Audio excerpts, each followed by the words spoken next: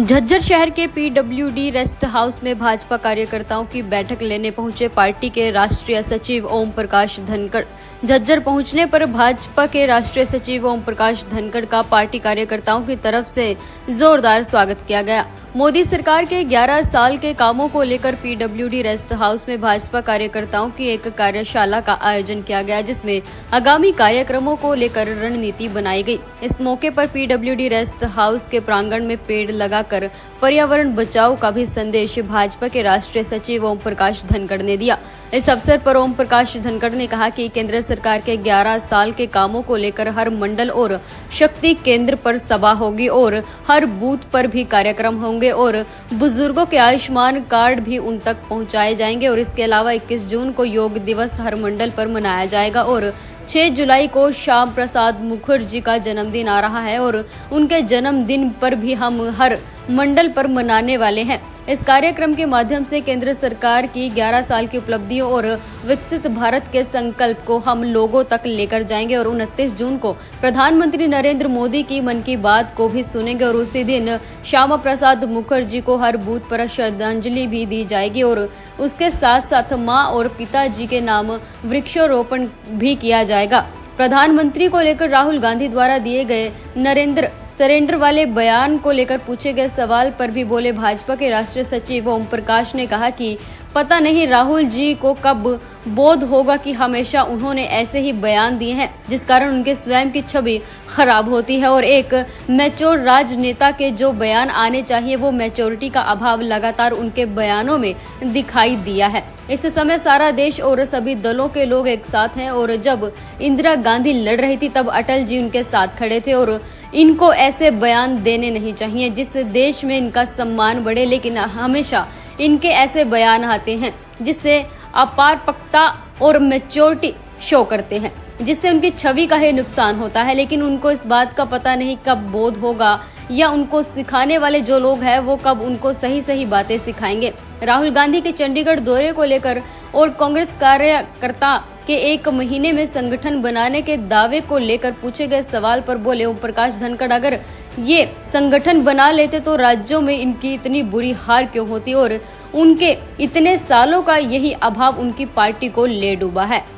देखिए, 11 साल के कार्यक्रमों को लेकर आज हमारी यहाँ बादली हलके के 4 मंडलों की कार्यशाला थी और विस्तृत योजना बनाई है। हर मंडल में सभा होगी, हर शक्ति केंद्र पर सभा होगी और हर बूथ पर भी कार्यक्रम होंगे। बुजुर्गों का आयुष्मान कार्ड सब तक पहुंचाएंगे और इसके साथ साथ इस मौके पर योग दिवस 21 जून का वो भी हर मंडल पे होगा। श्यामा प्रसाद मुखर्जी 23 जून को उनका जन्मदिन आ रहा है। उनकी 6 जुलाई को जो है 23 जून को उनकी शहादत का दिन है, बलिदान का दिन है और 6 जुलाई उनका जन्मदिन है।